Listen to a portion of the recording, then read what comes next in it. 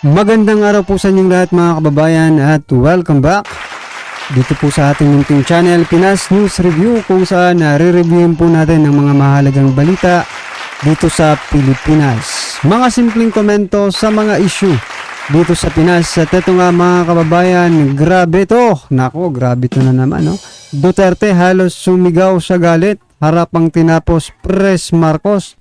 Nagpanik, wag kang mag-resign. O yan po mga kababayan ang ating alamin mula po rito kay Balitaan ng Bayan TV. Nasa description po ang full video link ng video ito. Subscribe na po kayo. At kung bago ka pa lang at di pa po napag-subscribe sa ating munting channel, please don't forget to subscribe. At i-click na rin po ang bell notification para updated ka po sa lahat ng ina-uploads nating reaction video.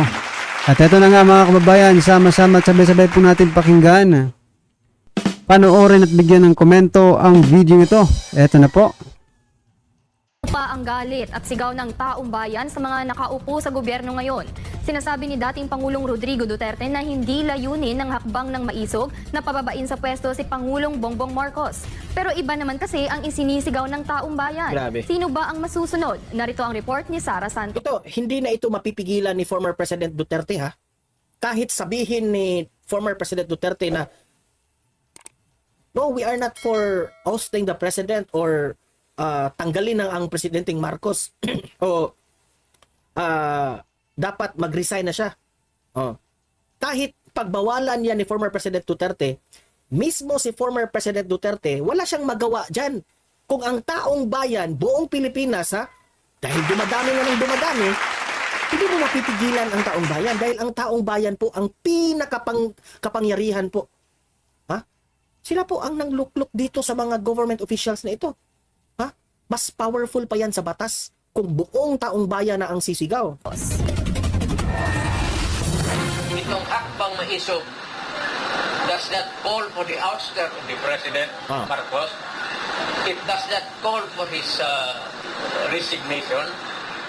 Yan ang nilinaw ni dating Pangulong Rodrigo Duterte sa mismong National Day of Protest at 30 ng Hunyo. Pero ito ba ay sang-ayon o salungat sa nararamdaman ng taong bayan? Consistent naman siya ever since. So yan mga kababayan, no? Yung last vlog po natin about dito sa sinasabi ni PRRD na hindi nga po hindi niya gustong tanggalin si PBBM, no? May nag-comment po, sabi niya po bakit nanggugulo kayo? Pamaisog-maisog rally pa kayo. Kaya ako mga kababayan, hindi po yan panggugulo. Di ba? Hindi po yan panggugulo kasi democratic country tayo. May demokrasya po sa ating ating bansa, di ba? At parte po ng demokrasya ang pagpapahayag, no, ng gusto mong iparating sa gobyerno, di ba? Hindi naman yan hindi naman yan paninira or something na kung anong iniisip ninyo. Kayo lang ang nag-iisip na ito ay kinakalaban, no? Or something na patalsikin ang gobyerno. Diba? Oo nga, kinakalaban. Kinakalaban po yung mga katiwaliang ginagawa. Diba? Kung gumawa ka naman ng mabuti, hindi ka naman hindi ka naman gaganituhin ng taong bayan. Diba? O, ano sa palagay niyo mga kababayan? Kasi na kasi talaga ngayon mulat na mulat pa yung taong bayan sa mga ganitong nagkaganapan sa ating bansa, di ba? Unlike noon na talagang nakafocus lang sa NCR, di ba? Kung anong nangyayari doon, siguro ko hindi agad mai-relay yung yung mga informasyon, pero ngayon segundo lang, alam mo na kung ano nangyayari sa ating bansa. Dahil, di ba, makikita mo naman, kahit mga mainstream media, gumagamit naman ng social media, makikita mo na yon. Di ba?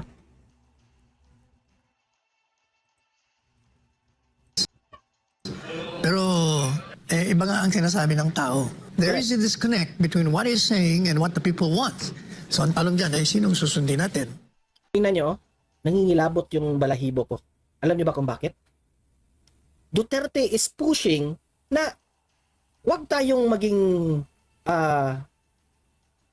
bitter o gagawa tayo ng hatred, dinidibdib na nila ang galit nila dito sa ginagawa ni PBBM.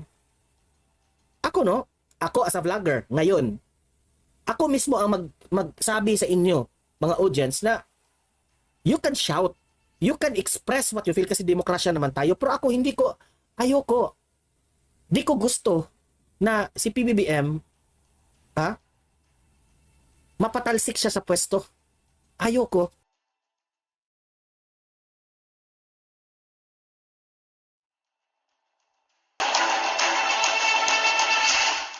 So yan nga mga kabayan, ayaw mo. For example, ikaw nanonood ngayon, ayaw mo na patalsikin si PBBM, no?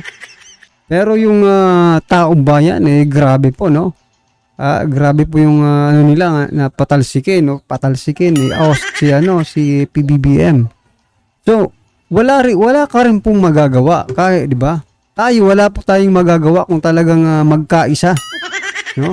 Ang taong bayan, regarding po dyan sa, kasi simula pa lang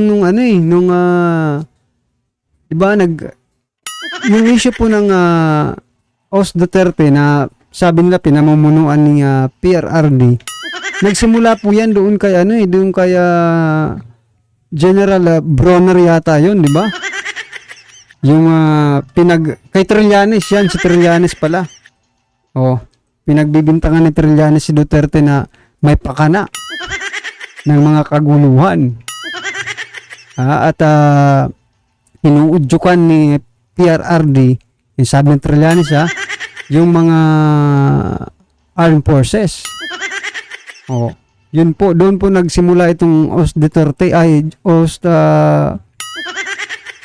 PBBM. Yan yan po yan nagsimula. Pero, ngayon, taong bayan na po ang sumisigaw. Ba? Kasi ramdam na nila Ayoko rin. Kasi it will not look good, no? Na, nagtagumpay tayo dahil napatalsik natin yung presidente. Ako dahil nirerespeto ko yung batas, dahil ang batas po ang nagluklok kay PBBM na maging presidente, nirerespeto ko yung batas. The problem is, ang taong bayan po, binoto itong si PBBM. Binoto para maging presidente. Ngayon, ang sabi ng taong bayan, nabudol sila. Hindi ito yung mga reason para binoto namin siya dahil alam naman natin, maraming campaign promises na ginawa itong si PBBM na hindi naman tinutugon, walang nangyari. Tapos ngayon, hindi pa pinakikinggan ang taong bayan. Ngayon, the only way na hindi dadami ang taong bayan na magsisigaw na resign BBM, the only way for that is, Mr. President, we will advise you, please listen kung ano yung hinanaing ng taong bayan. Yun lang po. Kaya nga, sabi ko sa aking sarili, delikado ito si Presidente Bongbong Marcos. Kung still, he will ignore these people shouting at the streets. Itong mga nagrarally, kung still i-ignore niya yan, dadami at dadami yan. Kung hindi mo ito papansanin, Mr. President, dadami at dadami yan, tingnan mo. Hindi niya, mismo si Duterte, hindi niya yan makokontrol. Nilinaw ni dating Pangulong Rodrigo Duterte na ang hakbang ng maisog ay hindi kontra nino man. Mayroon mang mga panawagan tulad kay Pangulong Bongbong Marcos na bumaba sa pwesto, pero anya, ito ay sentimiento lamang ng taong bayan. Ang taong bayan kung kanino nanggagaling ang kapangyarihan. Ang taong bayan na mas Actually, lilinawin ko. Yung mga taong bayan na nagsisigaw na gusto na nilang mag-resign itong si PBBM, wala ring magagawa ang taong bayan kung hindi magre-resign si PBBM. Pero, kung mangyari yung kagaya kay, kung matatandaan natin si Presidente Erap Estrada, na dumadami talaga yung sabi Erap resign, dumadami talaga. So, napansin ni Erap Estrada na ayaw na ng taong bayan sa kanya, so kusang loob na lang niyang in-understand na parang ayaw na sa akin yung taong bayan magre-resign na lang siya. Nag-resign si Erap Estrada. Di ba? Tapos meron pa ng mga supporters ni Erap Estrada doon. Di ba? Kasi meron ring na mga nagrarally. Pero, ibang sitwasyon yun kay Estrada rin. Meron rin tayong nakikita doon na pinupolitika rin. Okay? Pero ito iba. Iba ito ngayon. Alam nyo ba kung bakit? Nag-start kasi tayo sa magaling na presidente na si Duterte. Tapos, heto ngayon ang pumalit na si PBBM, the people can't help but compare. Nakikita nila ang diferensya sa Duterte administration to the Marcos administration. Kaya sila ngayon nagsisigaw. Remember that PBBM promised to continue the good works of President Duterte. So, kaya dyan nagkakagulo mga kababayan, no? Dahil po sa pangako. Oh. Napanood ko nga yung video eh. Diba? Sinasabi niya na yung kultura ng politika sa Pilipinas, diba? Si BBM nagsalita. Ganito po yung gusto niya iparating.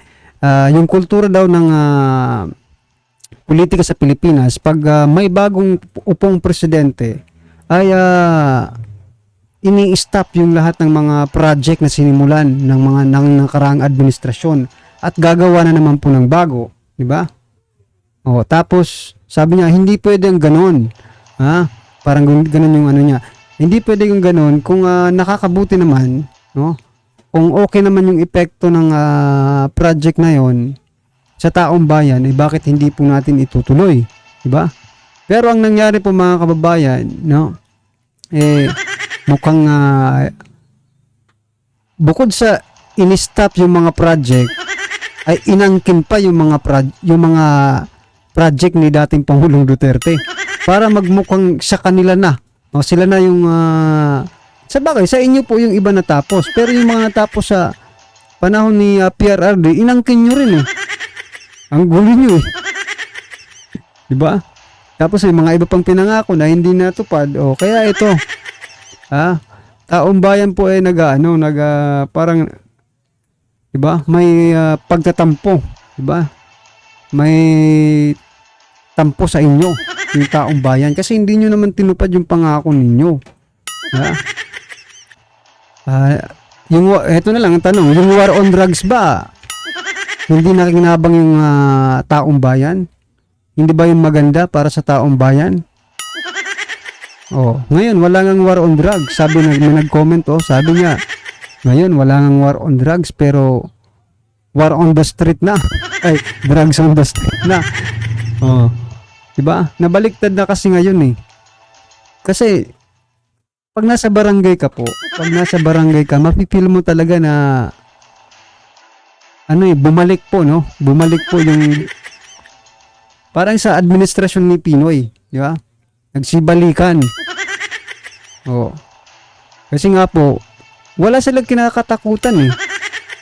Wala po silang kinakatakutan kaya nagsibalikan.